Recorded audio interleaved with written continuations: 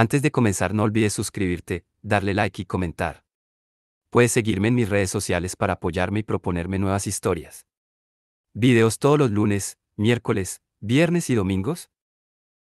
Las crónicas de Kane. La sombra de la serpiente. De Rick Riordan. 15. Carter me transformó en un chimpancé violeta.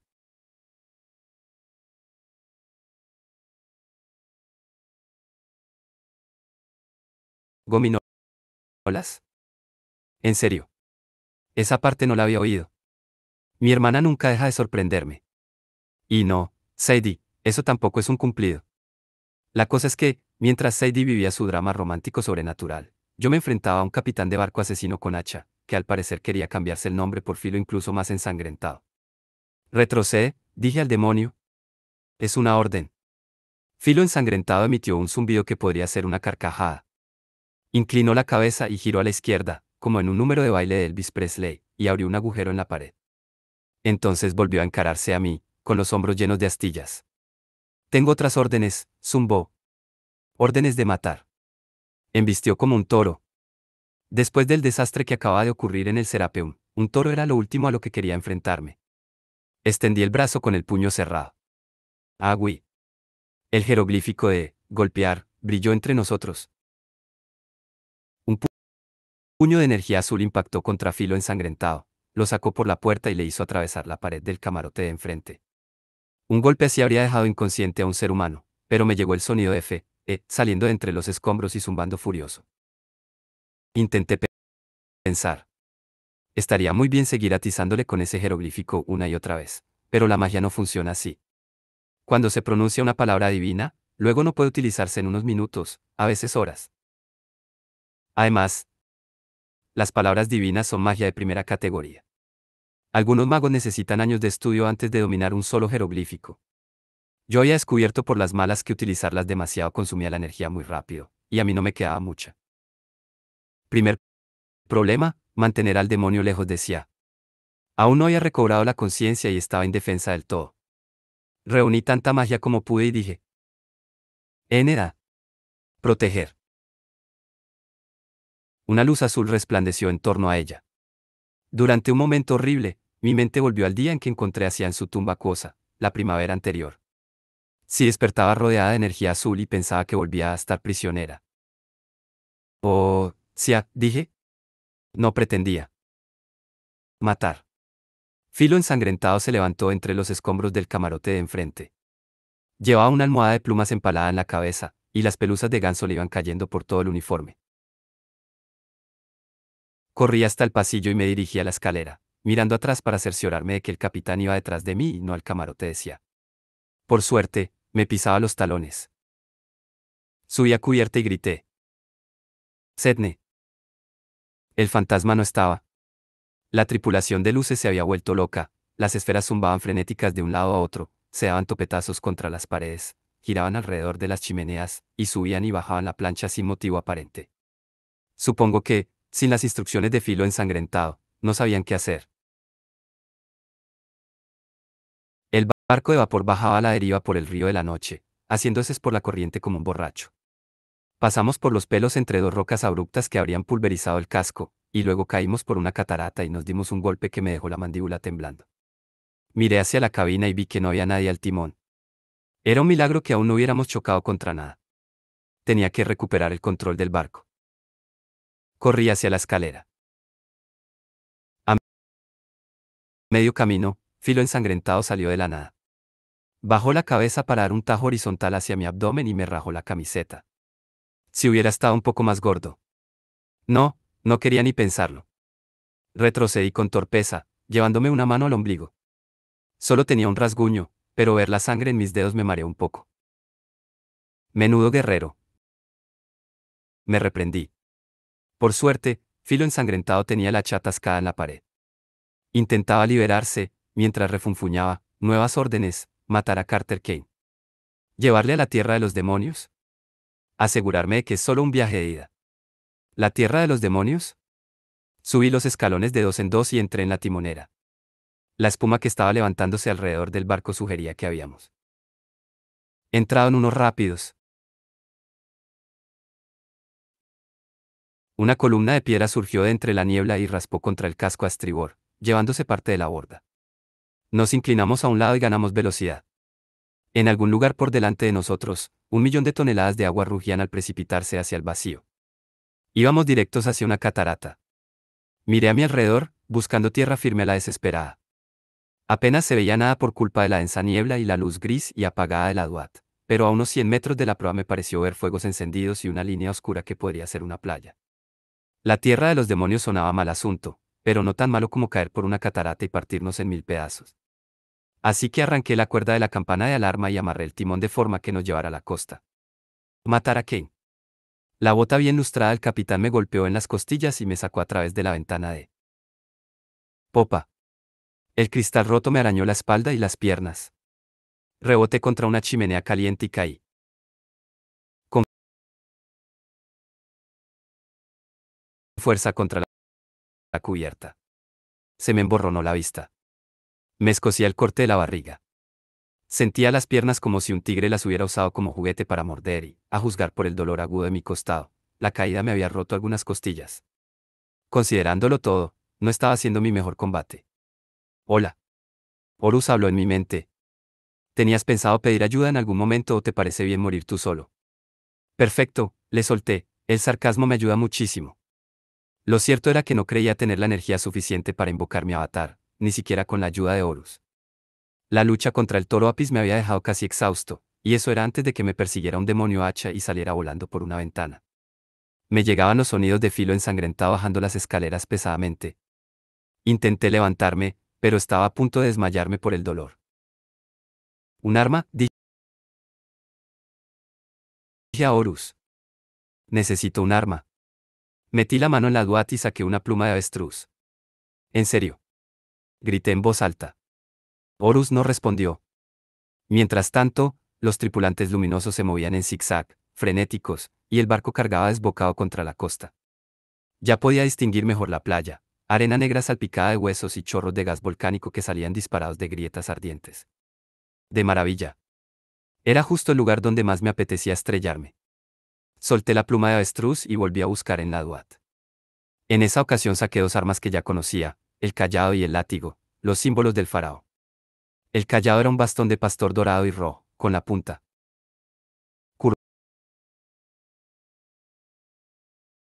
curvada. El látigo tenía una empuñadura de madera y 3 temibles cadenas de espinos. Ya había visto muchas armas parecidas. Todos los faraones tenían un conjunto, pero aquellas guardaban un parecido inquietante con el par original, con las armas del dios solar que habíamos encontrado la primavera anterior en la tumba de Sia. ¿Qué hacen aquí?, exigí saber. Tendrían que estar con Ra. Horus guardó silencio. Me dio la sensación de que estaba tan sorprendido como yo. Filo ensangrentado rodeó la cabina a toda prisa. Tenía el uniforme desgarrado y cubierto de plumas. En sus filos había algunas melladuras nuevas, y de algún modo había metido la bota izquierda en la campana de emergencia, así que tañía al andar. Aún así, tenía mejor aspecto que yo. Ya basta, zumbó. He servido a los que en demasiado tiempo. De la parte delantera del barco me llegó el crank, crank, crank de la pasarela al descender. Miré de reojo y vi que Sedne la recorría con paso tranquilo mientras el río se arremolinaba bajo sus pies. El fantasma se detuvo justo en el borde exterior de la plancha y esperó allí mientras el barco seguía acercándose a la playa de arena negra a toda pastilla. Estaba preparándose para saltar a un lugar seguro. Llevaba bajo el brazo un gran rollo de papiro, el libro de Tot. Sedne. Bramé. Se giró y saludó, con una agradable sonrisa. No pasa nada, Carter. Vuelvo enseguida. Tas. Grité. Al instante, las cintas de ator lo envolvieron, con papiro y todo, y Sedne cayó al agua. No había sido mi intención, pero no tenía tiempo de preocuparme por él. Filo ensangrentado atacó, con los pies haciendo, club, bon. Rodé sobre mí mismo mientras su cabeza de hacha cortaba el suelo, pero se recuperó más deprisa de lo que yo era capaz. Notaba como si me hubieran disuelto las costillas en ácido. Tenía el brazo demasiado flojo para levantar el látigo de Ra. Alcé el callado para defenderme, pero no sabía cómo se utilizaba. Filo ensangrentado estaba encima de mí, zumbando con malvado regocijo. Sabía que no podría esquivar otro tajo. Estaba a punto de convertirme en dos mitades separadas de Carter Kane. Se acabó, exclamó. De pronto, explotó en un pilar de fuego. Su cuerpo quedó vaporizado. El hacha de metal cayó y se clavó contra la cubierta entre mis pies. Parpadeé, preguntándome si sería algún truco demoníaco, pero Filo ensangrentado había desaparecido, de verdad y por completo. Lo único que quedaba. Junto a la hacha de su cabeza eran unas botas embetunadas, una campana de alarma medio fundida y algunas plumas de ganso calcinadas flotando en el aire. A poco más de 1 metro de distancia estaba Sia, apoyada contra la cabina del timonel. Tenía la mano derecha encendida en llamas. Sí, dijo en voz baja al filo humeante de hacha. Se acabó. Extinguió su fuego y vino hacia mí a trompicones para abrazarme. Sentí tanto alivio que casi olvidé el dolor lacerante de mi costado. ¿Estás bien?, dije, lo cual era una tontería dadas las circunstancias, pero ella me recompensó con una sonrisa. Bastante, dijo. He tenido un momento de pánico. Al despertar, había energía azul por todas partes, pero... Por casualidad miré por encima del hombro de Sia y se me revolvió el estómago. Agárrate. Grité. La reina egipcia arremetió contra la orilla a toda velocidad. Ahora entiendo por qué es tan importante ponerse el cinturón de seguridad. Agarrarme no sirvió absolutamente de nada. El barco se estrelló contra la tierra firme con tanta fuerza que Sia y yo salimos despedidos por los aires como balas de cañón humanas. El casco se partió en dos detrás de nosotros, con un estruendoso cataplum. El terreno aceleraba directo hacia mi cara. Tenía medio segundo para decidir si prefería morir estampado contra el suelo o caer a una grieta ardiente. Entonces, desde arriba, Sia me agarró del brazo y tiró de mí hacia el cielo. Entreví su rostro, lúgubre pero decidido, y su brazo agarrándome mientras el otro pendía de las garras de un buitre gigante. Su amuleto. Llevaba meses sin acordarme de su existencia, pero Sia tenía un amuleto de buitre. Se las había ingeniado de algún modo para activarlo, porque es así de maravillosa. Lo malo era que el buitre no tenía fuerza para volar cargando a 2 personas. Solo podía ralentizar nuestra caída, así que, en vez de acabar planos por el golpetazo, Sia y yo rodamos bruscamente sobre el suelo negro y arenoso, chocando entre nosotros hasta detenernos justo al borde de una hendidura ardiente. Notaba el pecho como si me hubieran dado un buen pisotón. Me dolían todos los músculos del cuerpo y veía doble. Pero fui el primero en sorprenderme de conservar el cayado y el látigo del dios solar en mi mano derecha, cerrada con firmeza. Ni siquiera me había dado cuenta de que aún los llevaba. Sia debía de estar en mejor forma que yo, de hecho, había visto animales muertos que estaban en mejor forma que yo. Sacó de algún sitio las fuerzas para alejarme a rastras de la grieta y bajarme hasta la playa. Ay, dije. No te muevas. Pronunció una orden y su buitre volvió a encogerse hasta hacer un amuleto. Sia se puso a rebuscar en su mochila. Sacó un pequeño frasco de arcilla y empezó a frotarme una pasta azul en los cortes, las quemaduras y las magulladuras que me cubrían todo el torso. El dolor de mi costado remitió al instante. Las heridas desaparecieron. Sia tenía unas manos suaves y cálidas. El ungüento mágico olía a madreselva en flor. No era la peor experiencia que había vivido aquel día. Hizo cuchara con los dedos para sacar más ungüento del frasco y miró el corte alargado que me cruzaba el vientre. Esta parte deberías hacerla tú. Pasó la pasta a mis dedos y me dejó aplicarla. La herida se cerró. Me incorporé poco a poco y fui curándome los cortes que me había hecho el cristal en las piernas. Os juro que notaba cómo se me reparaban las costillas por dentro. Inspiré profundamente y me alivió descubrir que no me dolía. Gracias, dije. ¿Qué es ese potingue? Bálsamo de Nefertum. ¿La balsa de quién? Su risa me alivió casi tanto como el ungüento. Bálsamo, de curar, Carter. Está hecho de flor de loto azul, cilantro, mandrágora, malaquita molida y unos pocos ingredientes especiales más. Muy difíciles de encontrar, y solo tengo este frasco. Así que procura que no te hieran más. A la orden, jefa. Me alegré de que ya no me diera vueltas la cabeza. Mi visión doble se estaba normalizando. La reina egipcia había salido peor parada. Los restos del casco se habían esparcido por la playa, tablones, aparejos, sogas y cristales mezclados con los huesos que ya estaban allí. La cabina había implosionado. Salían llamas de las ventanas rotas. Las chimeneas volcadas hacían burbujear el río con humo dorado. Ante nuestros ojos, la proa se partió y se deslizó bajo el agua, llevándose consigo las esferas brillantes de luz. Tal vez la tripulación mágica estaba ligada al barco. Tal vez ni siquiera estaban vivos. Pero me dieron mucha lástima mientras desaparecían bajo la superficie fangosa. No podremos volver igual que hemos venido, dije. No, convino Sia. ¿Dónde estamos? ¿Qué ha pasado con Sedne? Sedne. Casi me había olvidado de aquel despreciable fantasma. No me habría importado nada que se hundiera hasta el fondo del río, pero llevaba encima el libro de Todd. Barrí la playa con la mirada. Me quedé boquiabierto al distinguir una momia rosa algo maltrecha, a unos 20 metros de distancia, culebreando y forcejeando entre los restos del naufragio, como una oruga en pos de su libertad. Se lo señalé hacia.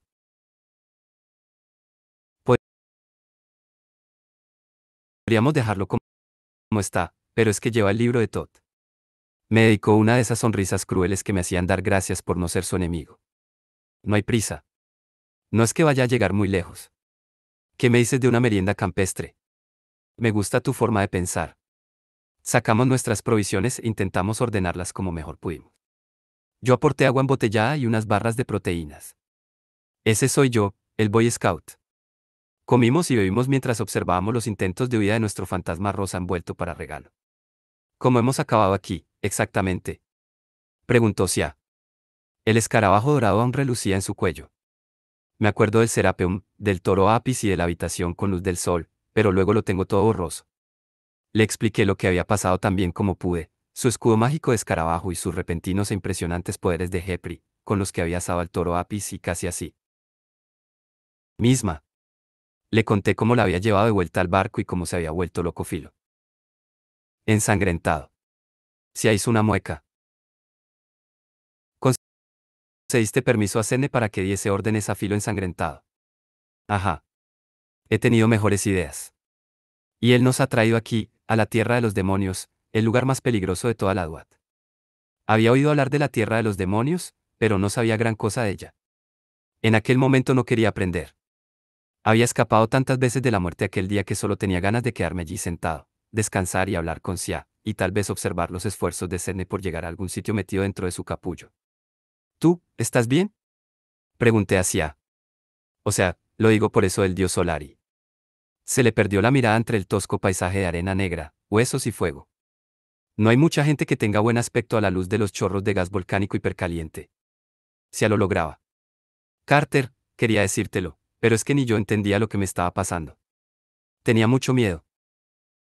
No pasa nada, dije. Yo fui el ojo de Horus. Lo entiendo. Sia hizo un mohín. El caso es que Ra es distinto. Es mucho más viejo y peligroso de canalizar. Y está atrapado en ese cascarón de cuerpo que tiene. No puede reiniciar su ciclo de renacimiento. Y por eso te necesita, supuse. Se despertó hablando de zarigüeyas, de ti. Te ofreció ese escarabajo nada más conocerte. Quiere que seas su anfitriona. Una grieta vomitó fuego. Su reflejo en los ojos de Sia me recordó cómo habían brillado cuando se fundió con Hepri y se le llenaron las pupilas de llamas anaranjadas. Cuando estuve sepultada en ese sarcófago, dijo Sia, casi se me desmenuzó la mente, Carter. Todavía tengo pesadillas. Y cuando intento recurrir al poder de Ra, me entra el mismo pánico. Él se siente prisionero, impotente. Contactar con él es como intentar rescatar a alguien que se ahoga. Te apresan y tiran de ti hacia abajo. Negó con la cabeza. No sé si tiene mucho sentido, pero su poder intenta escapar a través de mí, y apenas puedo controlarlo. Cada vez que tengo una laguna mental, empeora. Cada vez, dije yo. Entonces, ya las habías tenido antes. Me explicó lo que había ocurrido en la casa de descanso, cuando había intentado destruirla. Residencia de ancianos a base de bolas de fuego.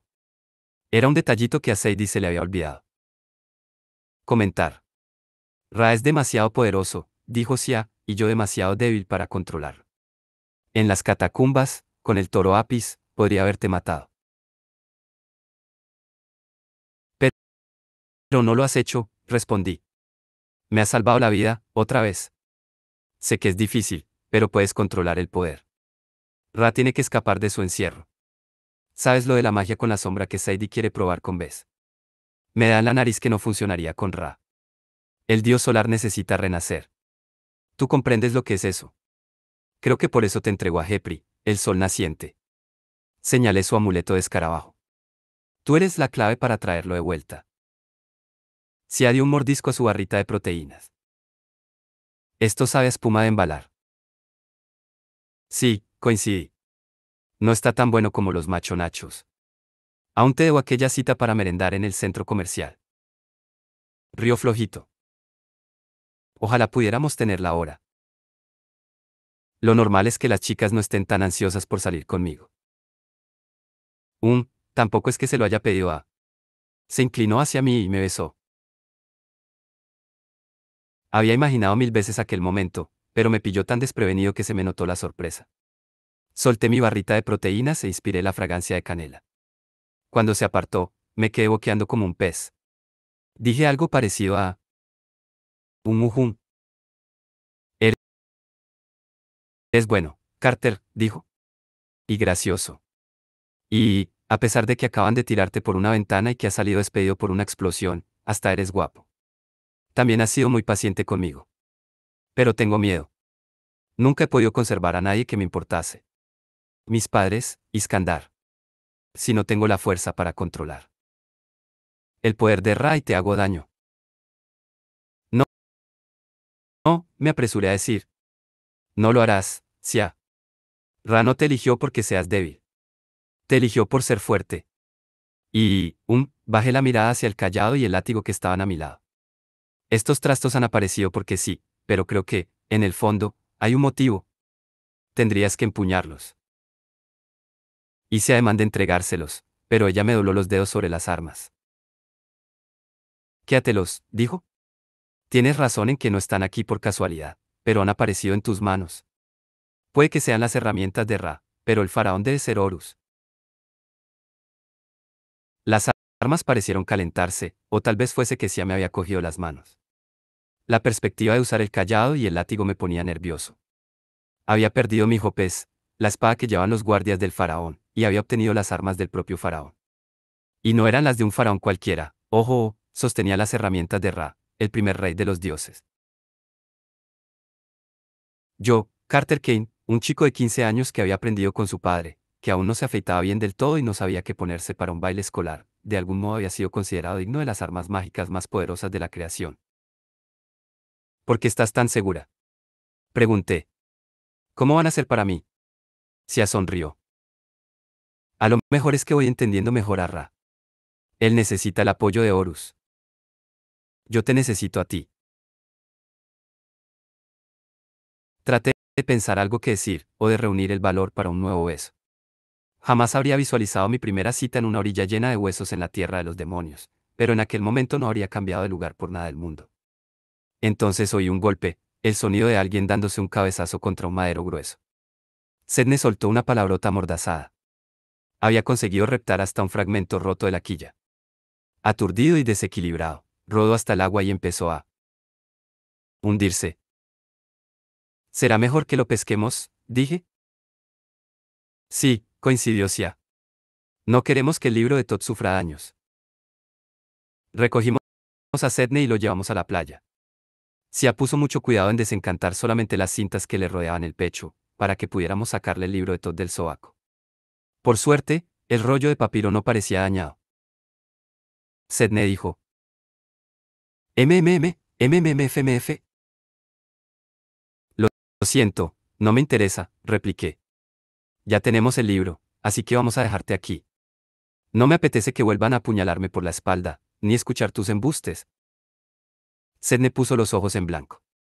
Sacudió la cabeza, farfullando lo que probablemente sería una muy buena explicación de lo necesario que había sido volver en mí contra mi sirviente demonio.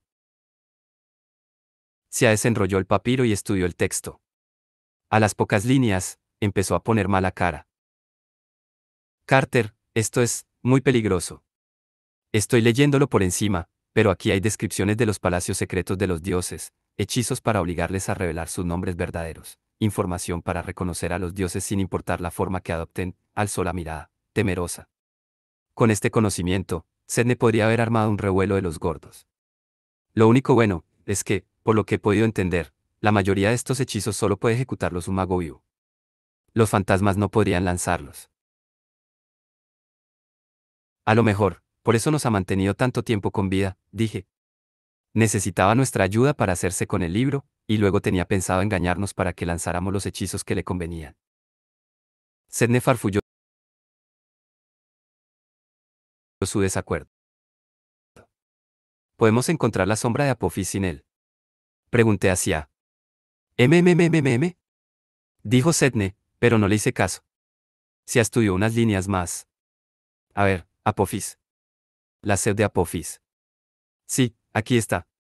Yace en la tierra de los demonios, así que hemos venido al sitio correcto.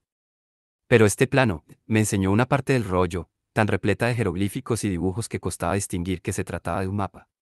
No tengo ni la menor idea de cómo se interpreta. La tierra de los demonios es muy extensa. Por lo que he leído, cambia continuamente, se quiebra y vuelve a componerse. Y está llena de demonios. ¿Quién iba a decirlo? Intenté tragarme el regusto amargo que tenía en la boca.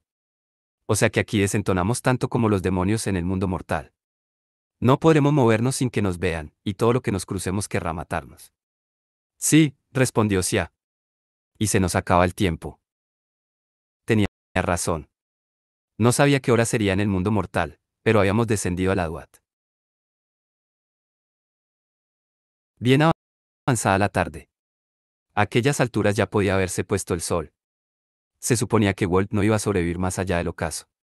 Podía estar muriendo en aquel preciso instante, y mi pobre hermana. No. Dolía demasiado pensarlo. Pero cuando volviera a amanecer, Apophis se alzaría. Los magos rebeldes atacarían el gnomo primero. No podíamos permitirnos el lujo de cruzar a ciegas un territorio hostil, combatiendo contra todo lo que nos viera hasta encontrar lo que buscábamos.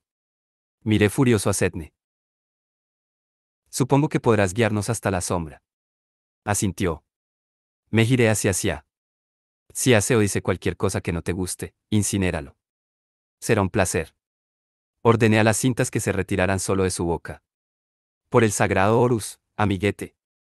Protestó. ¿Por qué me has atado? A ver, ¿qué piense?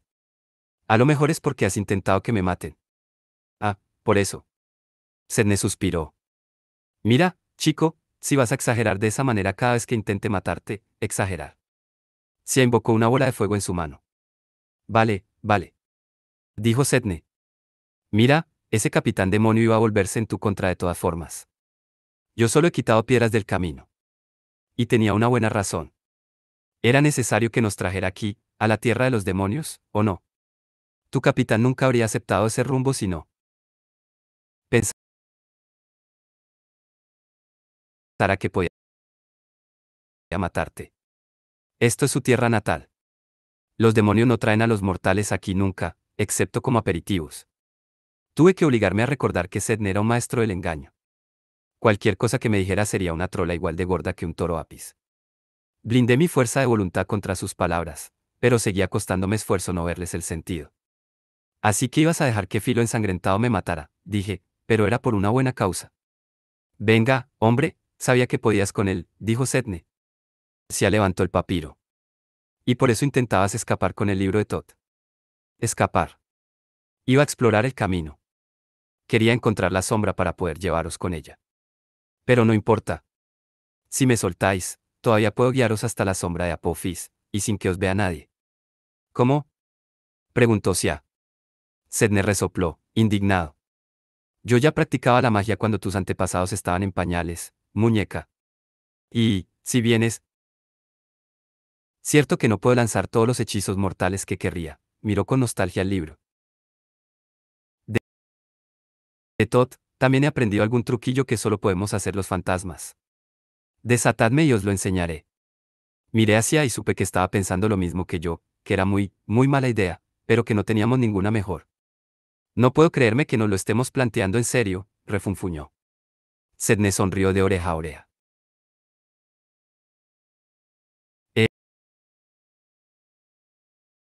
Eh, hacéis lo correcto. Es vuestra mejor opción. Además, quiero que os salga bien. Como os decía, no me interesa que me destruya Apophis. No os arrepentiréis. Yo estoy seguro de que sí. Chasqué los dedos y las cintas de Hathor se desanudaron. ¿Que en qué consistía era el brillante plan de Sedne? Convertirnos en demonios. Bueno, de acuerdo, en realidad era solo un encantamiento para darnos aspecto de demonios, pero fue la mejor magia ilusoria que había visto nunca. Siam echó un vistazo y se le escapó una risita. No podía ver mi propia cara, pero ella me dijo que tenía un abrebotellas enorme en lugar de cabeza. Lo que sí que veía era que la piel se me había vuelto fucsia y que tenía las patas peludas y zambas de un chimpancé. No reproché hacia que se riera, pero ella no estaba mucho mejor. Ahora era una demonio verde musculosa, con un vestido de piel de cebra y cabeza de piraña. Perfecto, dijo Sedne. Nadie os mirará 2 veces. ¿Y tú, qué? Le dije. Separó los brazos. Aún llevaba sus pantalones vaqueros, zapatillas blancas y americana negra. Los anillos de diamantes que adornaban sus meñiques y la cadena de haz dorados resplandecían a la luz del fuego volcánico. La única diferencia era que en su camiseta roja ahora se leía el eslogan, «Ánimo, demonios». La perfección no puede mejorarse, amiguete. Con esta ropa encajo en todas partes. Los demonios ni girarán la cabeza cuando pase por delante, suponiendo que tengan cabeza. Venga, vamos. Emprendió la marcha tierra adentro, sin comprobar si le seguíamos. Cada cierto tiempo, Sedne consultaba el libro de Todd para orientarse. Nos explicó que la sombra sería imposible de encontrar en aquel terreno cambiante sin la ayuda del libro, que funcionaba como una combinación de brújula, guía turística y almanaque con indicaciones astronómicas para medir el tiempo. Nos prometió que sería un trayecto corto, pero a mí se me hizo eterno. Si hubiera pasado un minuto más en Demoniolandia, no sé si habría salido cuerdo. El paisaje era como una ilusión óptica. A veces veíamos una cordillera inmensa en la lejanía, dábamos 50 pasos y resultaba que las montañas eran tan pequeñas que podíamos saltarlas. Pisé un charquito y de pronto me vi ahogándome en un sumidero de 15 metros de anchura. Unos enormes templos egipcios caían en pedazos y se recomponían como si un gigante invisible estuviera jugando con bloques de construcción. Salían precipicios de piedra caliza de la nada, con estatuas de monstruos grotescos ya talladas en ellos. Las caras de piedra se giraban y nos observaban al pasar. Y luego estaban los demonios. Los había visto en grandes cantidades bajo la montaña Camelback, donde se te había levantado su pirámide, pero en su hábitat natural eran aún más grandes y horribles. Algunos parecían víctimas de torturas, con heridas abiertas y extremidades retorcidas. Otros tenían alas de insecto, o demasiados brazos, o tentáculos hechos de oscuridad.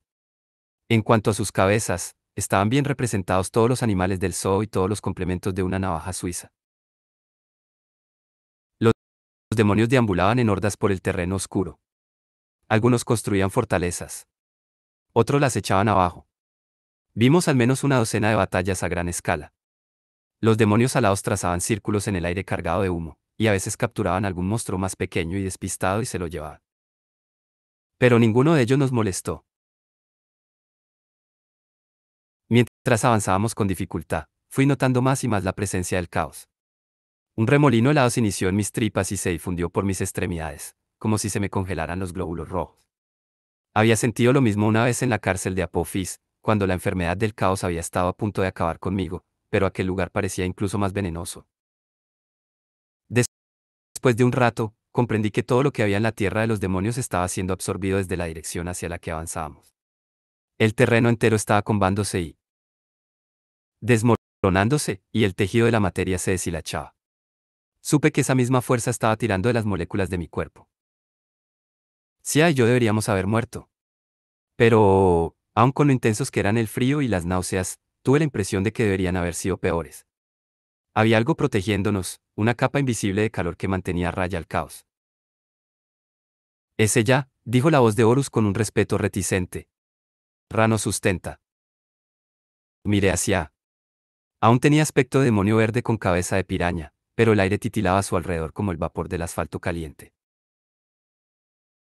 Sedne miraba atrás una y otra vez.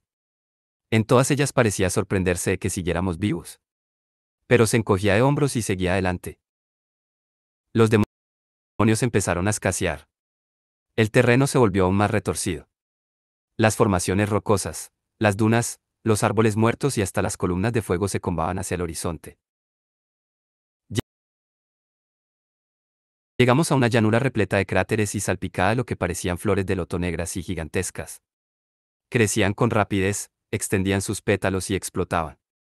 Al acercarnos más, me di cuenta de que eran nudos de zarcillos sombríos, como los que me había descrito Sadie en el baile de la Academia Brooklyn. Cada vez que uno estallaba, escupía un espíritu que había sido absorbido del mundo superior. Los fantasmas, que ya eran solo pálidas volutas de niebla, tanteaban a la desesperada, buscando un punto de apoyo, pero enseguida los dispersaba y los absorbía la misma fuerza que tiraba de nosotros hacia adelante. Se frunció el ceño mirando a Sedne. ¿A ti no te afecta? El mago fantasma se volvió. Por una vez, tenía el semblante serio. Estaba más pálido, y parecía que le hubiera metido la ropa y las joyas en lejía. Sigamos caminando, ¿eh? Este sitio me da repelús. Me quedé paralizado. Delante de nosotros se alzaba un acantilado que reconocí, el mismo de la visión que me había mostrado Apophis. Solo que ahora no había ningún espíritu acurrucado en su base. Mi madre estuvo aquí, dije. Se pareció entenderlo. Me cogió la mano. Puede ser un acantilado diferente. Este terreno cambia sin parar. Pero sabía por instinto que era el mismo lugar. Tenía la sensación de que Apophis lo había dejado intacto solo para burlarse de mí. Sedne hizo girar los anillos de sus meñiques. La sombra de la serpiente se alimenta de espíritus, amiguete. Ninguno se resiste mucho tiempo. Si tu madre estaba aquí. Era fuerte, repliqué. Una maga, como tú. Si tú puedes aguantarlo, ella también habrá podido. Sedne vaciló. Luego se encogió de hombros. Lo que tú digas, amiguete. Ya estamos cerca. Sigamos. No tardé en oír un rugido en la distancia. El horizonte brillaba en rojo. Me daba la impresión de avanzar más deprisa, como si nos hubiéramos subido a una cinta transportadora. Entonces rebasamos la cima de una colina y contemplé nuestro destino. Ahí está, dijo Sedne. El mar de caos. Ante nosotros se extendía un océano de niebla, fuego o agua, era imposible saber cuál de las tres. Una materia de color rojo grisáceo se arremolinaba, bullía y humeaba, revuelta igual que mi estómago. Se extendía hasta donde me alcanzaba la vista, y algo me decía que no tenía fin. La orilla del océano era menos similar a una playa que a una catarata a la inversa. El terreno sólido se precipitaba al mar y desaparecía. Un pedrusco del tamaño de una casa rodó sobre una colina a nuestra derecha, descendió hasta la playa y se disolvió entre las olas. Cachos de suelo sólido, árboles, edificios y estatuas pasaban volando todo el tiempo sobre nuestras cabezas y se internaban en el océano, deshaciéndose al tocar la superficie. Ni siquiera los demonios eran inmunes. Unos pocos de los alados llegaron por casualidad a la playa, comprendieron demasiado tarde que se habían acercado demasiado y desaparecieron dando gritos en la sopa revuelta y neblinosa. También tiraba de nosotros. En lugar de caminar hacia adelante, ahora iba marcha atrás por instinto, y solo lograba permanecer estático. Si me acercaba aunque fuese un poco más, temía no ser capaz de parar. Solo había una cosa que me daba esperanzas. A unos pocos cientos de metros al norte había un espigón de tierra sólida que se internaba entre las olas. En su punta se alzaba un obelisco blanco, parecido al monumento a Washington. La aguja brillaba con intensidad. Daba la sensación de ser antiguo, hasta más viejo que los dioses. Por hermoso que fuera el obelisco, no pude evitar que me recordara la aguja de Cleopatra, a orillas del río Támesis, donde había muerto mi madre. No podemos bajar ahí, dije. Sedne rió. Al mar del caos. De ahí provenimos todos, amiguete. ¿No te han explicado cómo se fundó Egipto? Se alzó de este mar, dijo Sia, casi en trance. La más se formó a partir del caos, fue la primera tierra, la creación nacida de la destrucción. Ajá, dijo Sedne. Las dos grandes fuerzas del universo. Y ahí están. ¿Ese obelisco es la primera tierra firme? Pregunté. Vete a saber, dijo Sedne. Yo no estaba allí.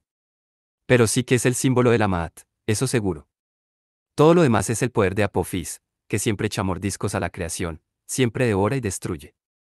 Decime, ¿cuál de las dos fuerzas es más poderosa? Intenté tragar saliva. ¿Dónde está la sombra de Apophis? Sedne soltó una risita. Ah, está aquí. Pero para verla, para atraparla, tendréis que pronunciar el hechizo desde ahí fuera, al final del espigón. Es imposible llegar, dijo Sia. Un solo paso en falso, y que lo digas, se mostró de acuerdo Sedne. Será divertido verlo.